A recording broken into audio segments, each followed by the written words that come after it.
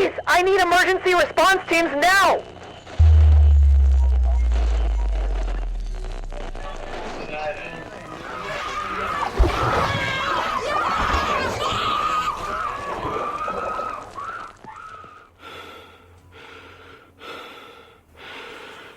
If I had known what waited for me in Sector E-17, I would have burned these radio logs before ever pressing play. I've handled disappearances before. Hunters swallowed by ravines, hikers taken by floods, crimes buried under decades of moss and dirt. None of them ever followed me home. None of them ever made me feel watched while listening to a recording. Until now. Ranger Colin Hart, Unit 23A, vanished during a routine storm damage assessment in a section of the Appalachians that should never have been on any map. Official paperwork blames unstable terrain. Rangers, in hushed conversations, use different words. That place eats people. 12 lost in 40 years. 12 professionals who never called back. Hart shouldn't have been sent there alone. But protocol is cruelly optimistic until it isn't. I press play on the first transmission. Storm's over, sky clearing up. A lot of fallen branches, but that's expected. HQ, you all make it sound like this place has a curse or something. 12 rangers? That's just really bad luck. I'm careful. Not planning to end up on a memorial wall. Ground's soft, maybe still soaked from the storm. I'll check in again in 30. He sounded confident. Too confident for where he was headed. I opened the next log. The trail markers are wrong. Map doesn't line up. Looks like the forest rearranged itself. Temps dropping quicker than expected. Everything feels damp. The ground, there shouldn't be this much moisture here.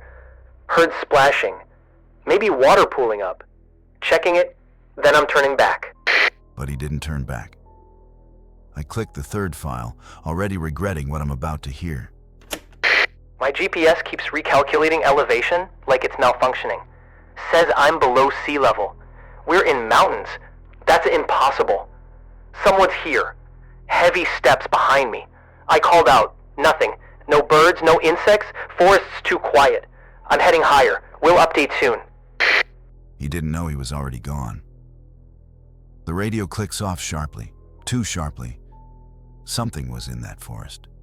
Something that walked like a person. Something that waited for him to go deeper. And he did. Because there is log 4. And once that one begins, this stops being a missing person case.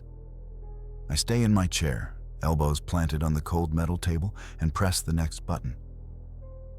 My job has taught me how to compartmentalize fear, to dissect it like evidence. But there's something different here. Something that feels like it's listening back. Colin's voice returns, slightly tenser than before. HQ, the terrain's getting wetter. Soil isn't holding firm anymore. Almost like groundwater is rising from underneath. I see trail markers I don't recognize. Fresh paint, like someone just put them there. I'll keep going. Probably storm damage shifting the layout. I pause for half a second. Fresh paint? Who would be out there marking paths in a forbidden sector? I push on. HQ, I'm trying to return to the service road, but GPS keeps showing massive elevation drops. This thing thinks I'm below sea level. That's impossible. Everything is damp now. Plant roots exposed. I think I'm descending into some kind of basin. No water source on record. Something's off. He tries to sound logical, professional. But I hear how his breathing changed, slower, as if the air itself resisted him. I run the next. HQ, I can hear running water. Maybe a stream overflow from the storm? My lantern's beam keeps catching reflections ahead. Might be a pond, but the map shows solid ground here. Gonna circle around to determine its boundaries. I'll report as soon as I... Log ends abruptly, like he cut himself off. I tighten my grip on the recorder. This is where the fear begins to win. I hit play again. HQ, confirming. There's a swamp here. White as hell. Not on any map or survey. Surface is thick with algae. Can't see depth. I'm following the edge to find a safer way over. Just wait. HQ, I hear shouting. Kids.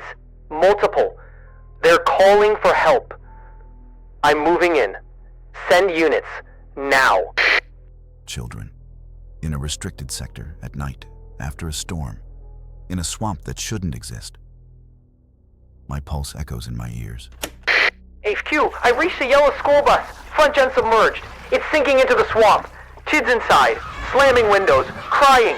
Screaming. I'm trying the side emergency exit. It's jammed. Stand by. Breaking the glass. You, come to me. Hold on. One at a time. Don't push. Hell! A frantic rustling fills the audio. Metal, glass, small fists hitting windows. Then Colin again, voice cracking under desperation. They're sliding deeper. I can't get leverage. Water up to the seats. HQ, please, I need emergency response teams now. They're drowning. I can't. The bus, it's almost under. A sharp gasp. Not from him, from them. Then, HQ, they're gone. The screaming stopped. It's gone under completely. I can't see anything. silence. A silence that feels wrong. Like the swamp itself is holding its breath. The log ends. I don't move. Not at first. The room feels smaller now. My rational mind races. How could a school bus get there? Where did those children come from? Where did they go? But instinct whispers the truth. This isn't a normal disappearance. The forest swallowed them, and Colin, whole. My thumb rests on the final log. Whatever is on the other side, every part of me wants to stop here. I can't. I press play. The room around me feels smaller than before, like the walls are listening too. I steady my hand, swallow the tightness in my throat, and press play. HQ, I think I'm still near the swamp, but I can't see the water anymore. No shore, no trees, just dark shapes. I'm not sure if I'm standing or sinking. Hard to breathe. If you hear this, send someone, please.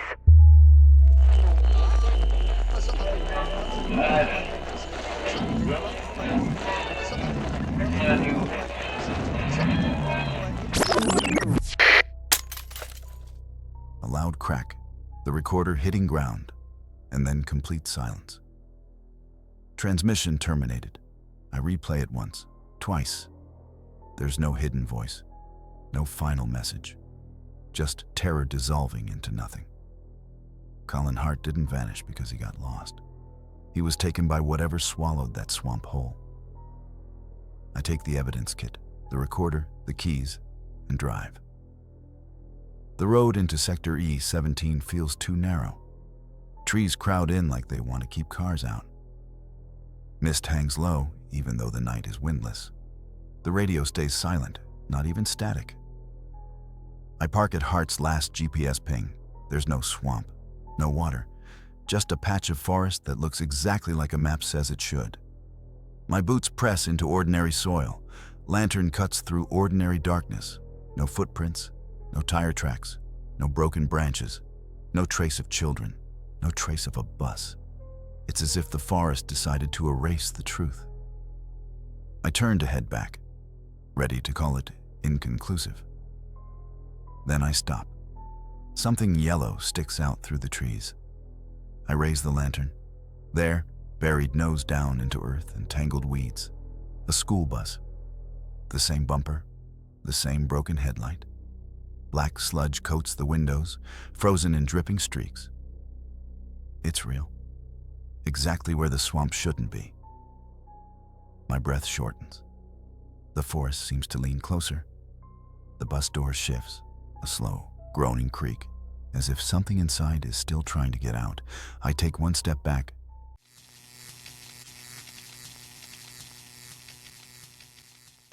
This is Ranger Mercer, Sector 9. I can't locate the trail. Compass non-functional. GPS dead. Trees look the same, all of them. I think the forest's repeating itself.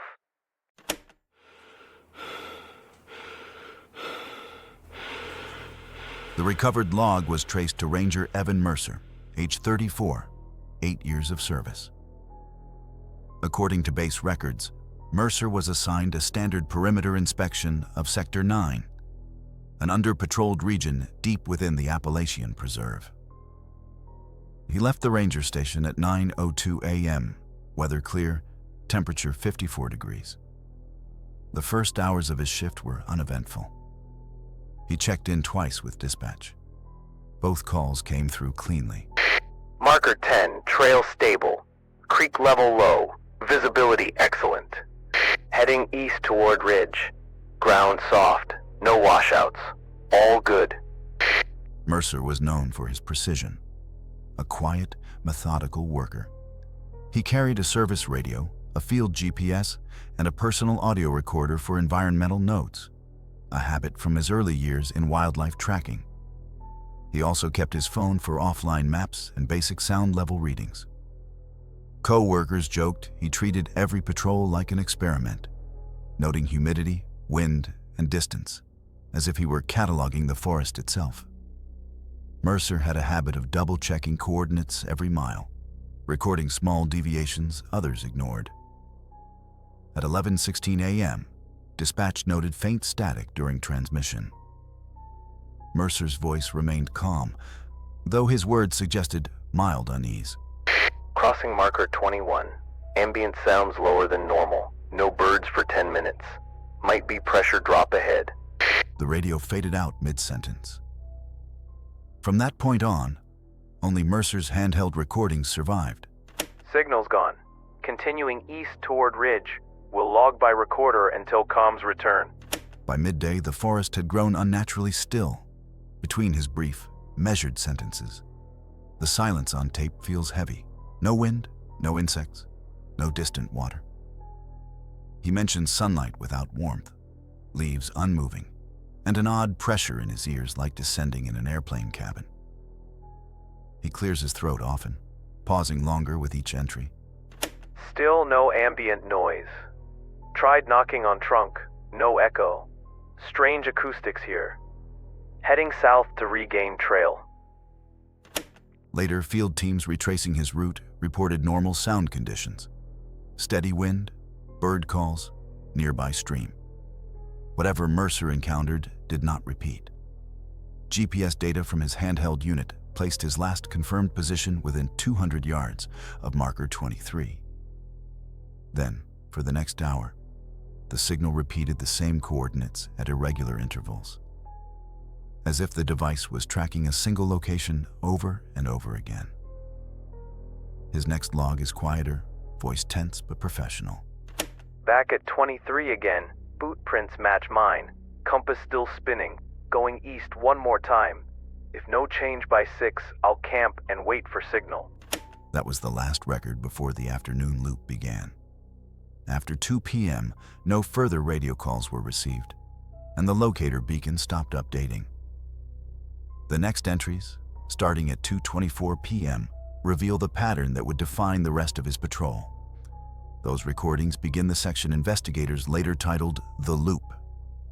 After 1:54 p.m., Mercer's unit telemetry stopped transmitting. Satellite pings placed his GPS signal circling within a 300-yard radius, never crossing outside the same area. Investigators later confirmed the terrain there was ordinary. A sloping forest floor, mixed oak and pine, no sinkholes or cliffs.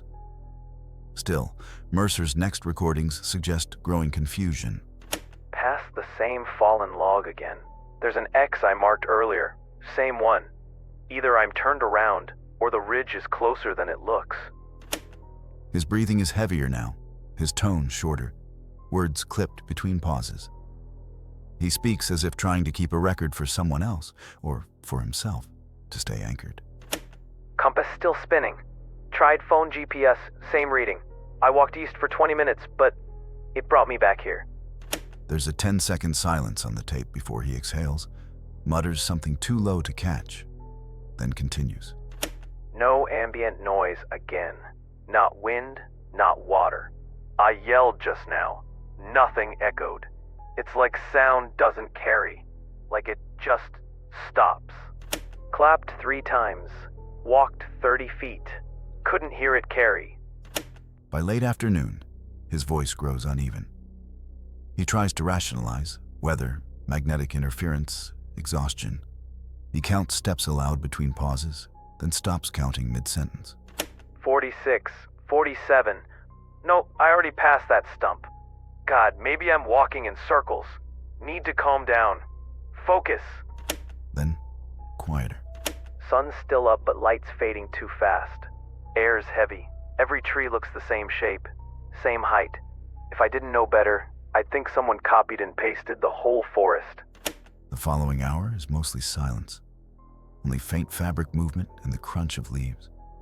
At one point, his voice returns, low and deliberate. Heading toward what looks like a ridge line. If no change, I'll camp. Sound meter app reads near floor. Ambient almost nil. Then nothing for nearly an hour. When the recorder clicks again, the tone is different. Slower, like he's talking from farther away, or struggling to find words.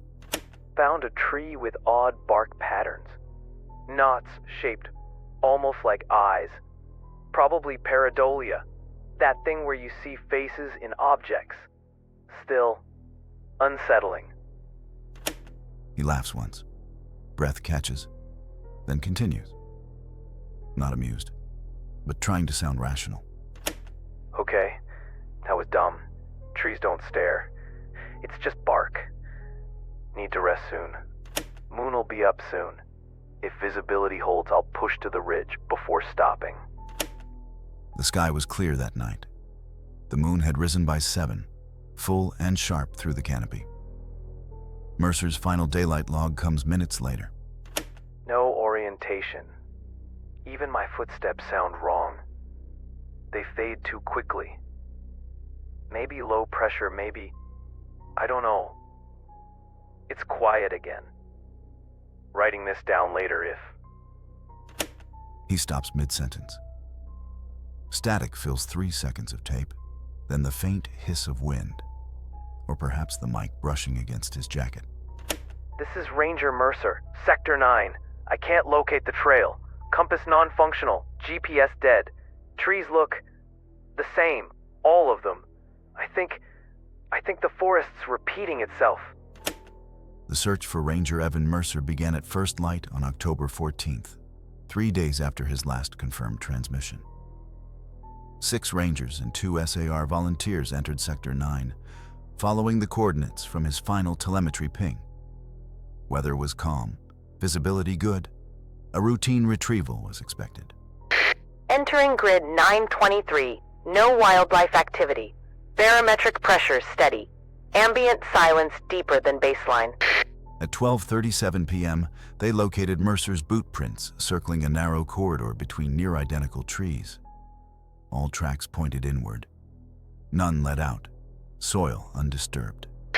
Last visible prints terminate near marker 23. Deploying drone for aerial sweep. The drone failed 30 seconds after launch. Recovered data showed uniform canopy, then static, then loss of altitude.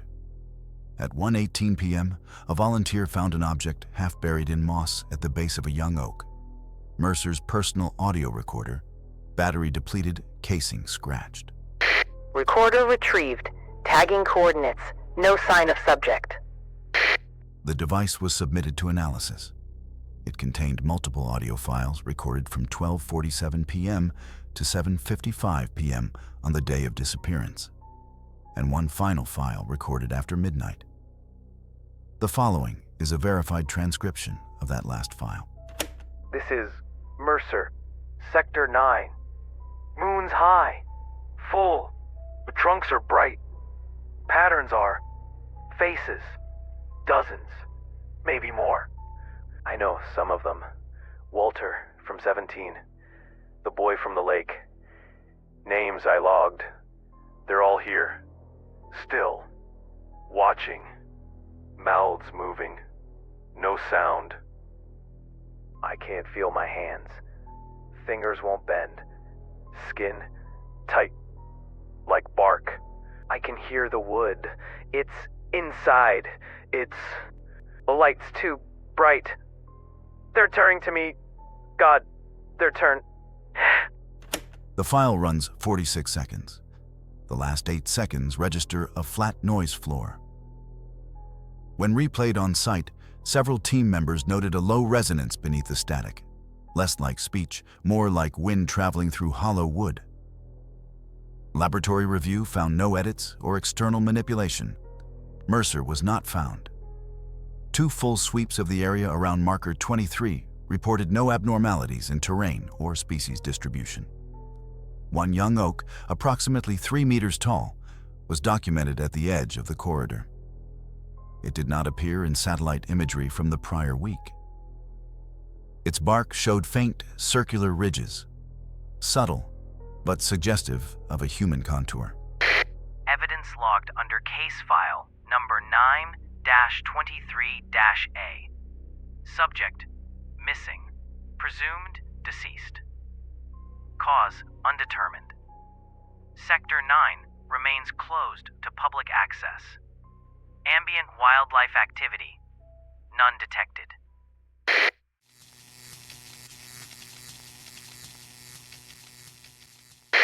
Dispatch, this is Doyle, Unit 17.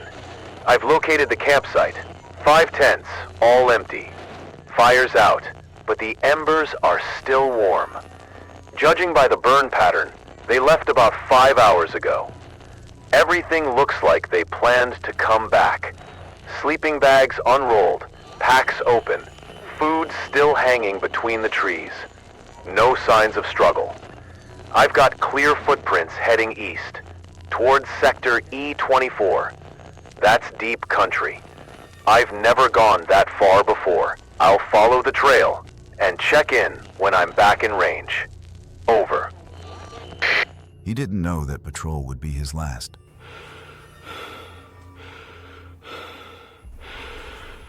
My name is Kevin Reeves, Investigative Services Branch, National Park Service. When Ranger Doyle failed to return from his evening patrol, I was assigned to the case. 2 days had passed since his last transmission. And by the time I reached the coordinates, it was already too late for any routine search. The area around Blue Ridge is remote, even by park standards. No cell coverage, no service roads past the timberline. Locals call the stretch east of the reserve E24, the end of the map. Doyle's truck was parked at the edge of a dirt service trail. The engine was cold. The driver's door stood half open, as if he'd meant to close it, but got distracted. I followed the same path on foot, half a mile through dense pines and fog, until I found the clearing. The campsite. He'd described it exactly. 5 tents, all standing in perfect order. Inside, sleeping bags, unzipped and empty, lanterns dead, batteries drained. The forest floor around them was scattered with pine needles and faint boot prints already fading into the mud. I approached the fire pit. The ashes looked gray and lifeless, but when I brushed them aside, I felt warmth underneath, faint like breath under soil. Whoever had been here, Doyle or the campers, hadn't been gone long. What unsettled me wasn't the emptiness, but the neatness. No overturned mugs, no ripped fabric, no animal intrusion. The scene was perfectly still, perfectly wrong. A smell hung in the air, wood smoke, wet moss, and something metallic beneath it, like rust or old blood. I found a single set of deeper boot prints near the edge of the clearing. Larger, heavier, probably Doyle's. They followed the same direction as the others, leading into the trees eastward. I stood there for a while, listening. The forest was silent, not quiet, silent. Even the wind seemed to stop before it reached this place. The sky was dimming fast. My watch read 6:03 p.m. I marked the spot on my GPS, slung my pack, and followed the same path east, toward EA 24. The deeper I went, the less the forest sounded like itself. The rustle of leaves began to slow, stretching into long, drawn-out sighs. My footsteps seemed too loud. Every few yards, I caught myself glancing back. The clearing was already gone from sight, swallowed by the dark. By dusk, I realized I wasn't the first to follow this trail. The forest changed after the first mile. The trees grew tighter, thicker, strangling what little light was left. The air smelled of wet bark and rust. My GPS was useless. No signal, no map, just the low hum of static in my receiver. About 30 minutes in, I found a scrap of red nylon hanging from a branch. Torn, not cut, no blood. Another 100 yards, a snapped backpack strap. The soil below was pressed down by something heavy, too wide to be a boot. Then came the claw marks. 4 deep grooves cut through tree bark, shoulder height, like something had swung at it. The spacing was too far apart for a bear, too deliberate for an accident. I knelt to take a closer look. The wood wasn't shredded outward, it was crushed inward as if struck with force. The bark splintered into fine dust. That's when I saw it, half buried under the leaves just beside the roots. A black recorder. I wiped the dirt from its casing. The nameplate read, "Property of Ranger J. Doyle." The red light blinked weakly. I pressed play. No contact with dispatch. Signals gone. Logging manually. Following tracks east. Still 5 people. Trails uneven now. Deeper prints. Heavier. Something big crossed their path. Not a deer. Too heavy. I can smell metal. Iron, maybe. Don't like this. Heard movement. I'll conserve battery. We'll log again soon. The log ended abruptly. I looked up. The forest was silent, not the kind of silence that follows night, but the kind that listens back. I hit next. Tracks split up. 2 went north. 3 east. Found shredded fabric, maybe a jacket sleeve. No blood, no drag marks. Smells stronger. Feels thicker here. Like the air's alive. Trees are narrowing. My flashlight's picking up reflection ahead. Looks like light through the trees. Could be their campfire. I'll check it out. Then, a faint rustle. A quick intake of breath. Doyle's voice dropped to a whisper. Wait. Something's moving. Near the fire. It's not... No. It can't be. What is? No!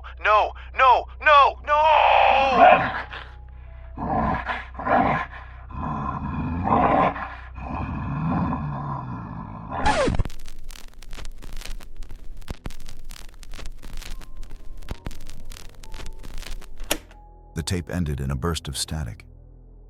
For several seconds, I just stood there, the recorder buzzing in my gloved hand.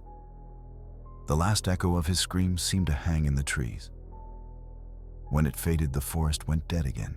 No insects, no wind, just that heavy, waiting silence. I lifted my eyes back to the tree beside me, the one with the claw marks.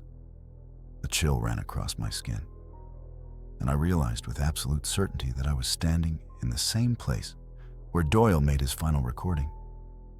The light was fading fast.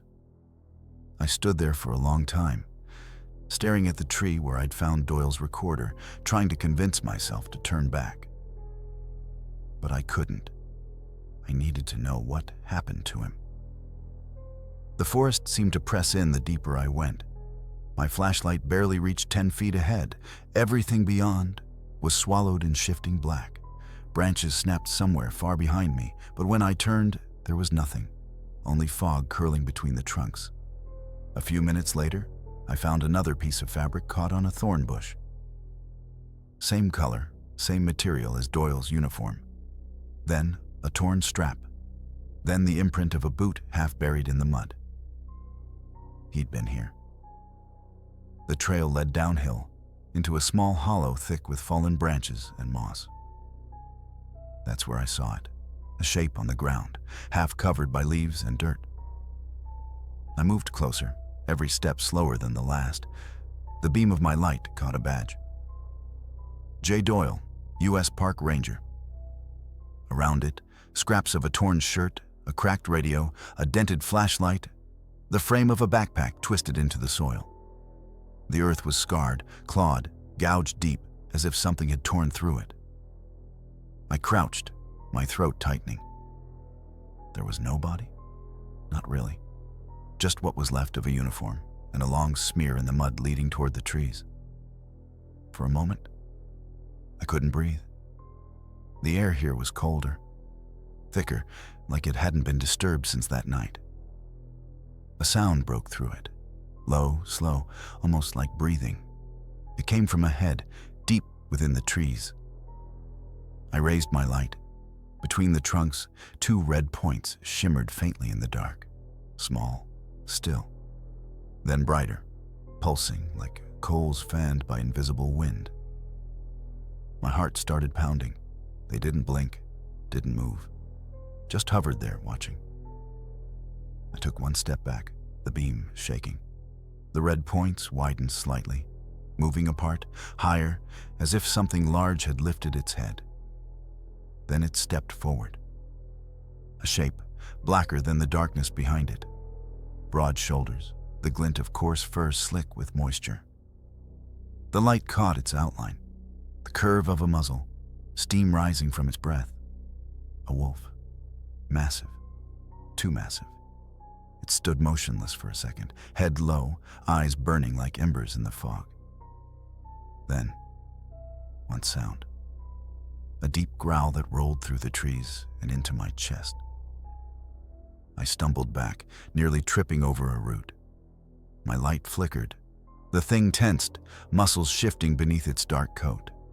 A blur of motion, one, impossibly fast, and the beam caught nothing but mist.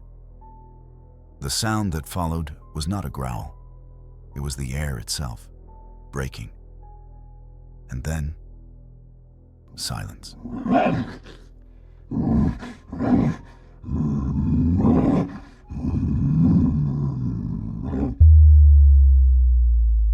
If this story unsettled you, leave a like and let the shadows know. Subscribe for more tales you shouldn't hear after dark. And if you've seen something you can't explain, tell us in the comments. We're always listening.